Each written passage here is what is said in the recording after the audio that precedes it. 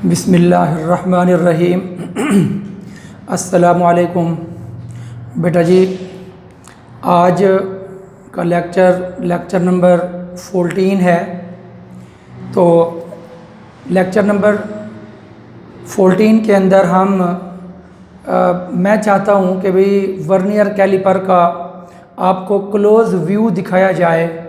इस वजह से आज मैं आपको नज़र नहीं आ रहा, बल्कि अभी कैमरे के सामने मैं वर्नियर कैलिपर ले आऊँगा। वो वाला वर्नियर कैलिपर जो आजकल अक्सर स्कूलों में इस्तेमाल होता है। तो लास्ट टाइम जो हमने अपना रीडिंग वगैरह लिखवाई थी, वो मैंने आपको दिखाया था कि एक तो ये वर्नियर कैलिपर है। ये हमारे पास थोड़ा सा पुराना है बहुत सारा, लेकिन आजकल लेबॉर्ट्रियों में क्योंकि ये आते नहीं हैं, ये पुराना पड़ा हुआ था, तो आजकल स्कूलों में ये इस तरह वाले वर्नियर कैलिपर मौजूद हैं। तो लास्ट टाइम हमने जो कुछ लिखा था और वो सारी डेफिनेशन वगैरह जो कुछ भी था वो इसके मुताबिक था, इसके मुताबिक।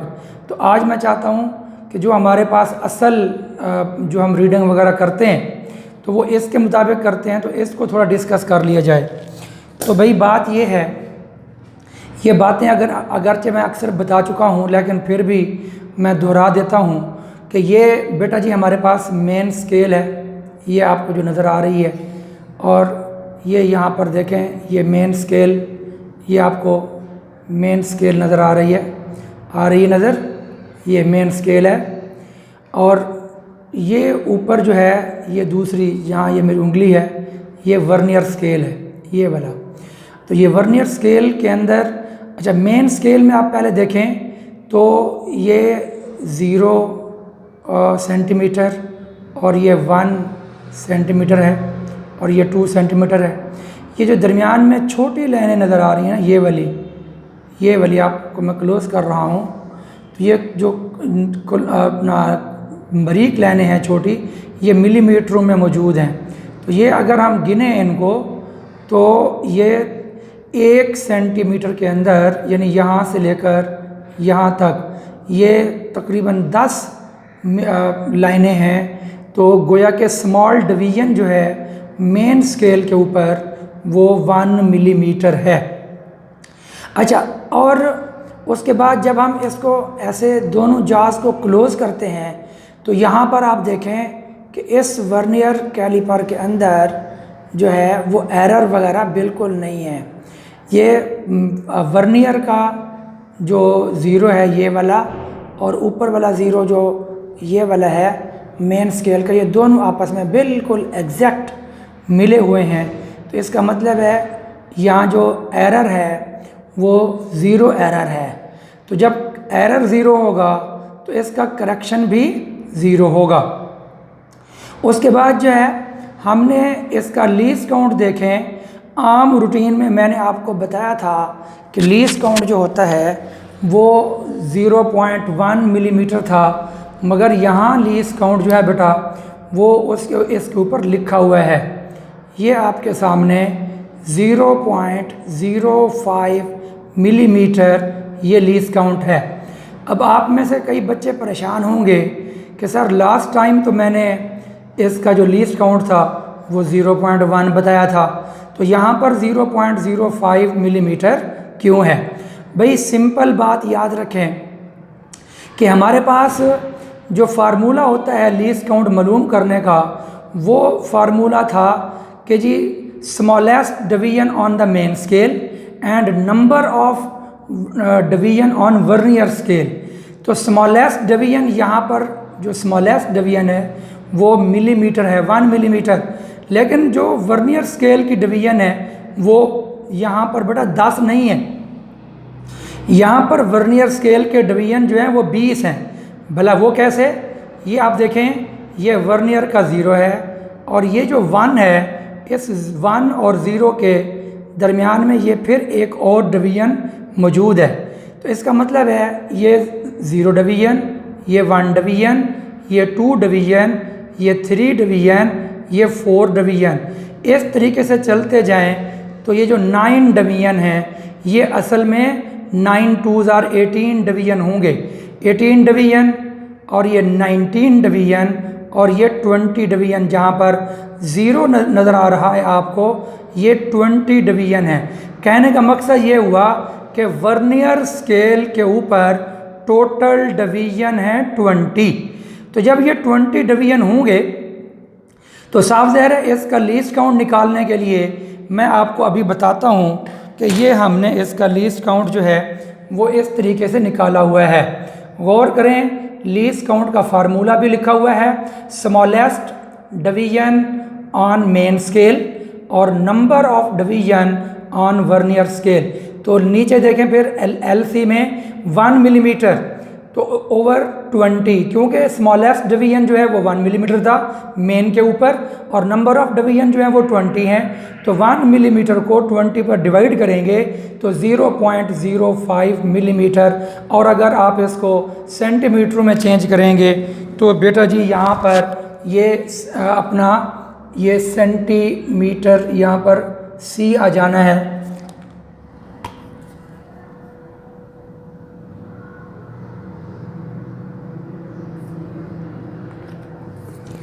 सेंटीमीटर बेटा यहाँ पे आ जाएगा। अब ये यहाँ लीस्ट काउंट तक तो समझ आ गया। अब ज़ीरो एरर देखें, मैंने यहाँ ज़ीरो लिखा हुआ है क्योंकि अभी अभी मैंने आपको दिखाया था कि वर्नियर स्केल और मेन स्केल का ज़ीरो आपस में मिल जाते हैं, तो यहाँ पर ज़ीरो एरर ज़ीरो है, तो ज़ीरो करेक्शन भी फिर क्या होगा, 0 सेंटीमीटर होगा। ये आपके सामने बेटा ज़ीरो करेक्शन 0.0 सेंटीमीटर और ज़ीरो एरर 0.10 हो गया। अब अगले आगे बढ़ने से पहले हम यहाँ पर दोबारा देखते हैं। सूरत हाल बेटा कुछ यूँ है कि ये हमारे पास हमने देखा कि इसको जब हम मिला देते हैं तो दोनों ज़ीरो आपस में मिल जाते हैं। अब ये हमारे पास सिलेंडर है बेटा जी, तो इस सिलेंडर का डायामीटर मालूम करते हैं। तो डायामीटर मालूम करने के लिए मैं इसको खोल लूँगा इन जार्स को, तो इसके अंदर इसको हमने, और ये ऊपर जो बटन है इसको थोड़ा कस देंगे, तो ये कसने से ये होगा कि भी अब ये गिरेगा नहीं, ठीक है। अब अगर इसको निकाल भी दें थोड़ा ज़ोर से तो निकाल तो जाएगा, लेकिन ऊपर जो रीडिंग है ना वो डिस्टर्ब नहीं होगी। तो ये इसको कस दिया गया। अब ये आगे पीछे मूव नहीं कर रहा, आप देख रहे हैं ये मूव नहीं कर रहा। तो बहरहाल ये अब इसके ना डायामीटर शो हो रहा है यहाँ पे, डायामीटर। तो ये डायामीटर मैं आपको दिखाने की कोशिश करता हूँ।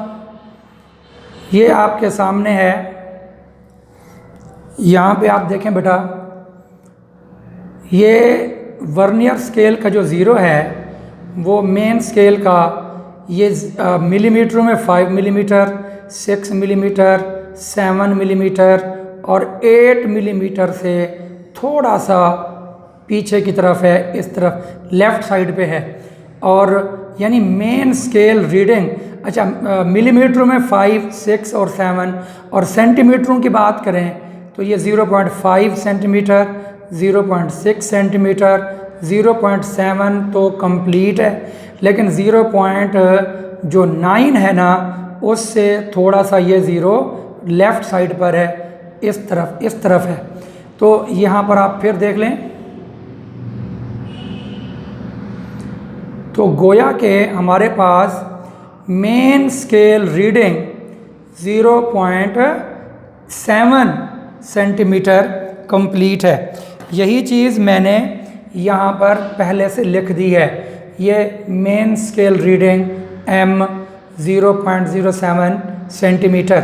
अब आपको पहले मैं बता दूं, फिर वहाँ पर भी दिखा देता हूँ। Number of vernier division N = 18 दिखाता हूँ कि ये 18 कैसे आता है। और फ्रैक्शन रीडिंग का formula N × LC least count, और इस 18 को N की वैल्यू को वो 0.05 सेंटीमीटर से मल्टीप्लाई करेंगे तो 0.09 आता है, और 0.09 ये जो है इस 0.07 में प्लस कर देंगे तो ऑब्ज़र्व वैल्यू हमारे पास y = m + x, और m की वैल्यू ये ऊपर मौजूद है और यहाँ पर 0.07 आ गई।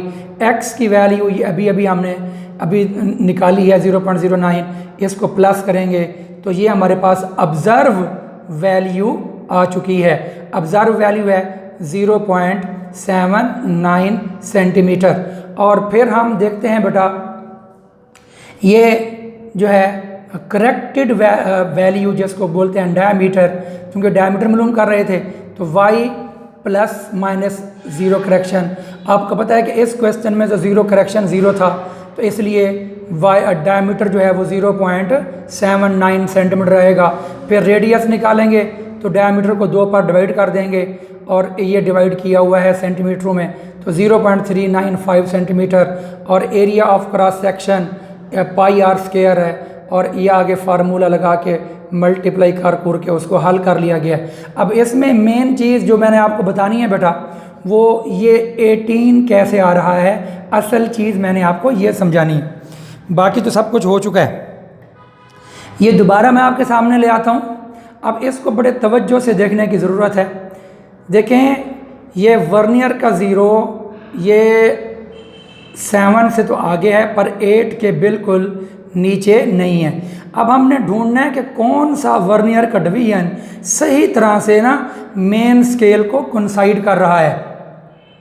तो यहाँ पर देखें, ये वाला 1 डिवीजन वर्नियर का बिल्कुल कोइंसाइड नहीं कर रहा।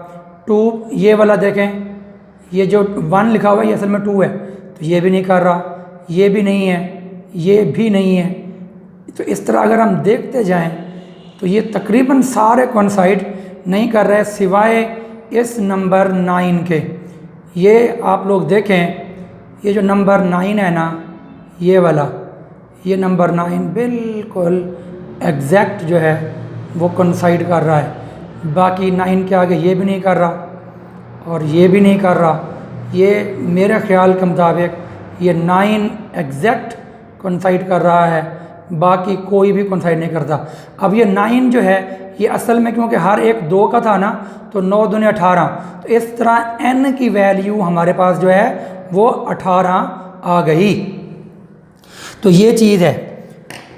तो अब इसकी लेंथ हम कैसे मालूम करेंगे वो मैं अभी आपको बतलाता हूँ। अच्छा बेटा जी, अब जो है हमने डायमीटर मालूम कर लिया और उससे रेडियस निकाल के उसका एरिया फाइंड कर लिया था, मैंने आपको दिखाया था अभी थोड़ी देर पहले। तो अब हम जो है उसी सिलेंडर की जो ना लेंथ मालूम करने जा रहे हैं। ये देखें, ये सिलेंडर इसके अंदर मैंने प्लेस किया हुआ है। तो यहाँ पे अब आप लोग देखें तो जो वर्नियर का जो ज़ीरो है वो 1.9 मिलीमीटर से थोड़ा सा आगे है। गौर कीजिएगा, ये मैं आपको दिखाना चाहूँगा। ये जो वर्नियर का ज़ीरो है बेटा, यहाँ पे ये वर्नियर का जो ज़ीरो है ये वाला, ये ज़ीरो, तो ये 1.9 मिलीमीटरों में अगर हम देखें तो ये आपको मैं दिखा पाऊँ, ये थोड़ा यहाँ क्लियर है। तो ये 1.9 से थोड़ा सा आगे है, आपको यहाँ पर वाज़े नज़र आ रहा है कि 1.9 से थोड़ा सा आगे है। तो मेन स्केल रीडिंग हमारे पास 1.9 है। उससे तो जो आगे वाली रीडिंग है वो हम बाद में मालूम करते हैं। तो पहले 1.9 हमारे पास मेन स्केल रीडिंग है।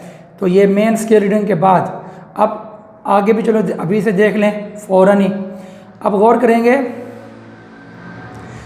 कि ये जो ज़ीरो है वो 1.9 से थोड़ा सा आगे से है। तो फिर देखें कि ये कौन सा इनमें से नंबर ये तो नहीं मैच कर रहा। n की वैल्यू ढूंढ रहे हैं, ये भी नहीं मैच कर रहा, ये भी नहीं है, ये भी नहीं है, ये भी नहीं है, ये भी नहीं मैच कर रहा, ये भी मैच नहीं कर रहा।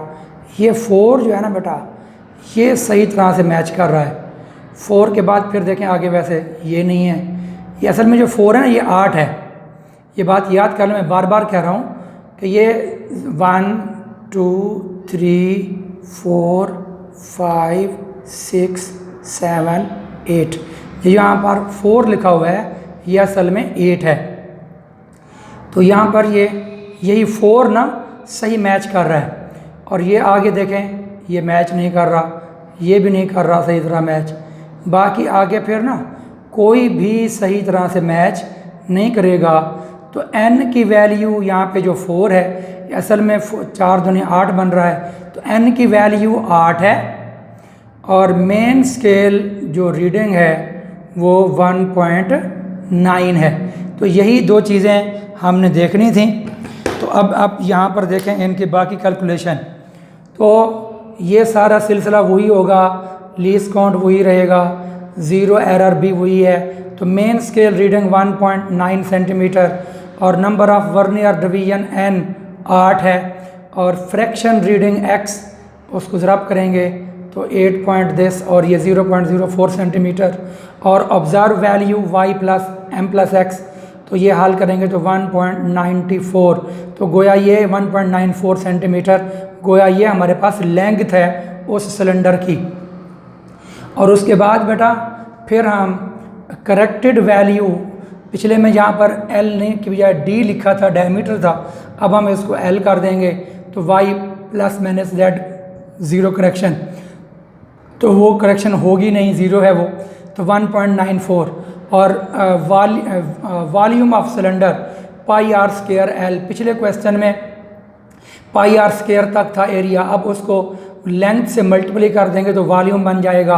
और बाकी ये सारा देख लें, इन तीन को ज़रब करके हल किया गया है, तो ये आपके पास आंसर वॉल्यूम जो है 4.812364 सेंटीमीटर क्यूब। इसके साथ ही जो है आपका ये जो है ना वर्नियर कैलिपर के ज़रिए रीडिंग लेना जो है वो ख़त्म हुआ। सलाम। हाँ बेटा, अब आज जो है ना अभी हम वर्नियर कैलिपर के साथ साथ स्क्रू गेज का इस्तेमाल भी देख लेते हैं। ये मेरे पास स्क्रू गेज है और पिछले 2 लेक्चर के अंदर हम इसको डिटेल से पढ़ चुके हैं। तो आज मैं चाहता हूँ कि इसके ज़रिए जो हमारे पास ये मेटल स्ट्रिप है, ये मेटल स्ट्रिप है, तो इसकी थिकनेस वगैरह हमने मालूम करनी है। तो ये अभी देखते हैं। इसमें एक मरतबा फिर मैं रिवाइज़ करवा दूँ, मैंने पहले तफसील से इस पर जो है वो 2 लेक्चर दिए हुए हैं। बहरहाल ये हमारे पास बेटा अपना स्टड है, स्टड है ये वाला, ये स्टड है, इसको एनविल भी बोलते हैं, ANVIL, एनविल। और ये स्पिंडल है और उसके बाद ये यू शेप है, अपना मेटल यू शेप मेटल, और ये लॉक है। इस लॉक का काम ये होगा कि इस वक्त ये खुला हुआ है, तो ये आप देखें इसको क्लॉकवाइज या एंटी क्लॉकवाइज जो है ना मूव कर सकते हैं। अगर इस लॉक को बंद कर दें तो फिर ये मूव नहीं करता, ये इस लॉक का ये फंक्शन है। और उसके बाद ये थिम्बल है, जहाँ से मैं इसको पकड़ता हूँ ये थिम्बल है। इसमें यहाँ पे आप लोग देखें, ये जो इसको लॉक को खोल दें, ये जो है बेटा तमाम बच्चे यहाँ पर देखें, तवज्जो करें कि ये ऊपर मिलीमीटर लगे हुए हैं। अच्छा, ये जो लाइन है ना, ये वाली लाइन, ये जो अंदर खुदी हुई है, इस लाइन को डेटम लाइन बोलते हैं या इसको इंडेक्स लाइन भी बोलते हैं कि ये डेटम लाइन या इंडेक्स लाइन है।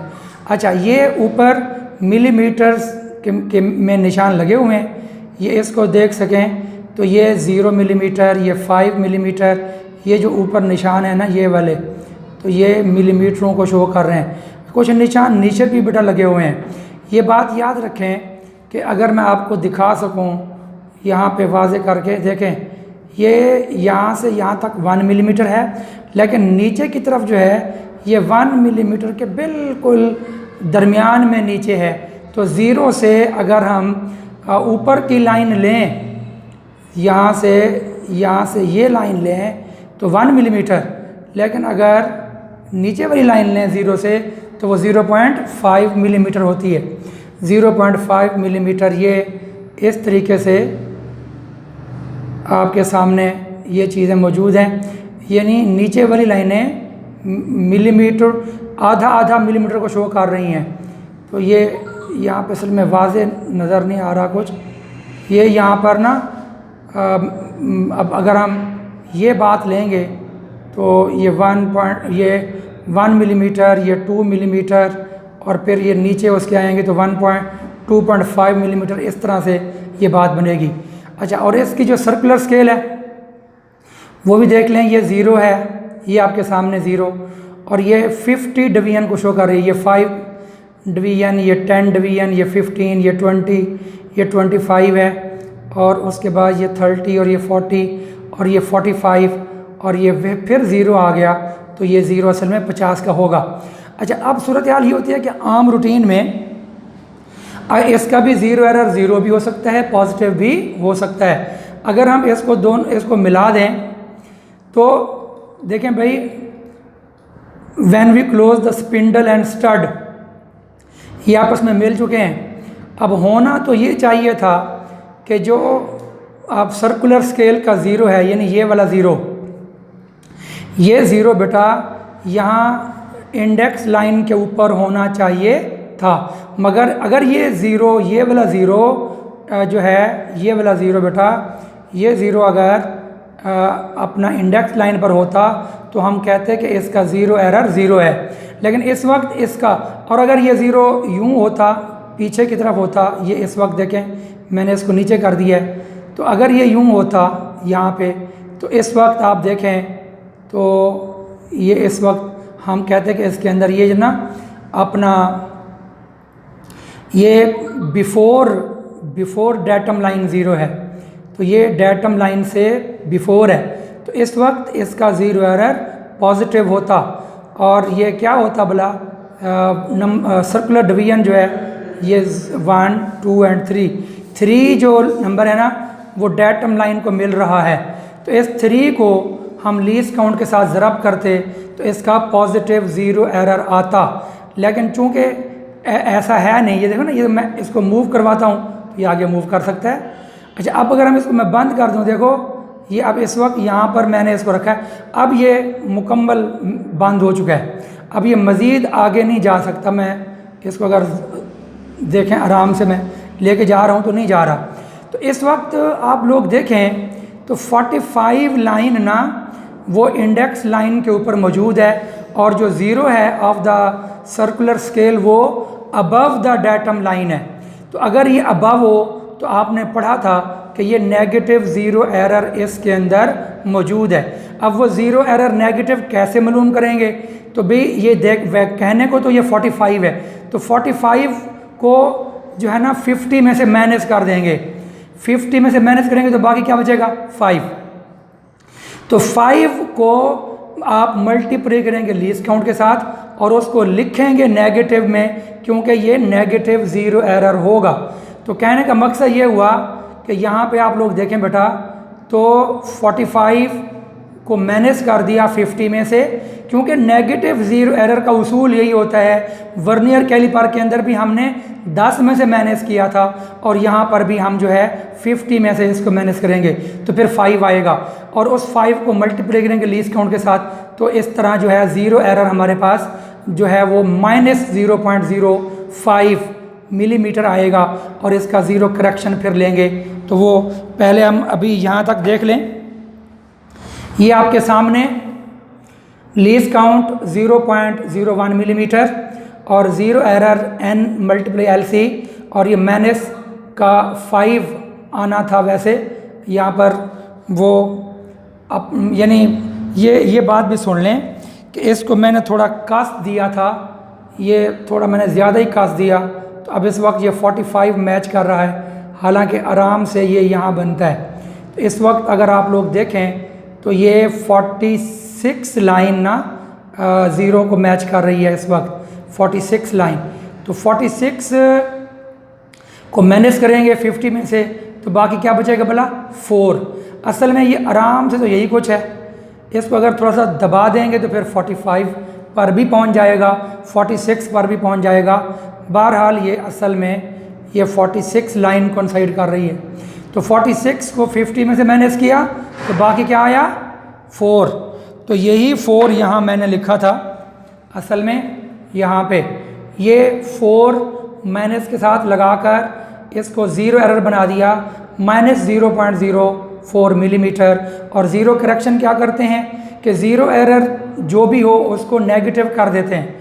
तो इस तरह नेगेटिव किया तो नेगेटिव क्या आ गया पॉजिटिव। तो अब आप यहाँ पर देखें तो ज़ीरो करेक्शन जो है वो प्लस 0.04 तक है।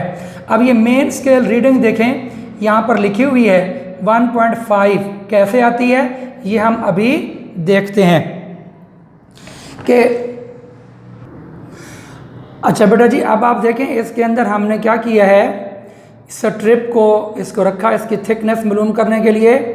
यहाँ पे आप लोग बेटा देखें अगर तो ये अपना ये मिलीमीटरों में देखें तो ऊपर जो है 1 मिलीमीटर मुकम्मल है और 1 मिलीमीटर के नीचे देखें तो 1.5 मिलीमीटर जो है वो कंप्लीट रीडिंग आ रही है।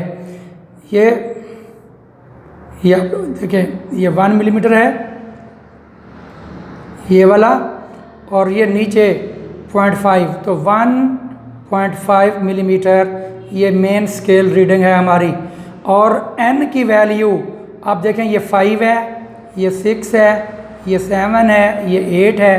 तो सर्कुलर स्केल का 8वां जो डिवीज़न है ना वो डेटम लाइन को मैच कर रहा है। तो ये सर्कुलर स्केल का 8वां डिवीज़न, तो n की वैल्यू क्या होगी बेटा 8। तो 8 को हम लीस्ट काउंट से मल्टीप्लाई करेंगे तो ये क्योंकि आप देखें ना ये अपना 1.5 से भी ना ये तो हुआ 1, ये हुआ 1.5, तो ये 1.5 से भी थोड़ी सी रीडिंग आगे है तो वो फ्रैक्शन रीडिंग है। तो इस तरह जो है हम यहाँ पर ये रीडिंग मैंने लिखी हुई है तो गौर करेंगे ये हमारे पास जो है ये बेटा जी 1.5 वो आ गई और number of circular scale division n वो 8 है क्योंकि 8वें डिवीज़न मिल रहा था। और fraction to be added NLC तो 8 को मल्टीप्लाई कर देंगे तो 0.08 बन जाएगा। और उसके बाद ऑब्ज़र्व वैल्यू हमारे पास जो आई तो ये 0.08 को इस 1.5 में प्लस कर देंगे तो इस तरह हमारे पास जो है ये चीज़ आ जाएगी 1.5 मिलीमीटर और 0.08 मिलीमीटर, इसके अंदर प्लस कर दिया 1.58 मिलीमीटर। और करेक्ट थिकनेस T वो y plus minus Z correction तो साफ ज़रा 1.58 तो ये आया हुआ ऊपर और ज़ीरो करेक्शन भी मौजूद थी पीछे 0.04 मिलीमीटर। अब ये इसमें प्लस कर देंगे तो ये 1.62 मिलीमीटर जो है ये थिकनेस है। याद रख लें ये जो हमारे पास स्ट्रिप थी ना इस स्ट्रिप की जो है बेटा इस स्ट्रिप की जो थिकनेस है 1.62 मिलीमीटर ये है। इस तरह जो है स्क्रू, इसका नाम स्क्रू गेज भी है, इसको माइक्रोमीटर स्क्रू गेज भी बोलते हैं, वो मैंने सामने क्वेश्चन लिख दिया है। तो इस तरह माइक्रोमीटर स्क्रू गेज को इस्तेमाल करते हुए रीडिंग कैसे लेते हैं और वर्नियर कैलिपर को इस्तेमाल करते हुए रीडिंग कैसे लेते हैं ये दोनों प्रैक्टिकल एक साथ मैंने आपको समझा दिए हैं। उम्मीद है आपको अच्छे तरीके से समझ आ गए होंगे। फ़ी अमानिल्लाह, अस्सलामु अलैकुम वरहमतुल्लाह।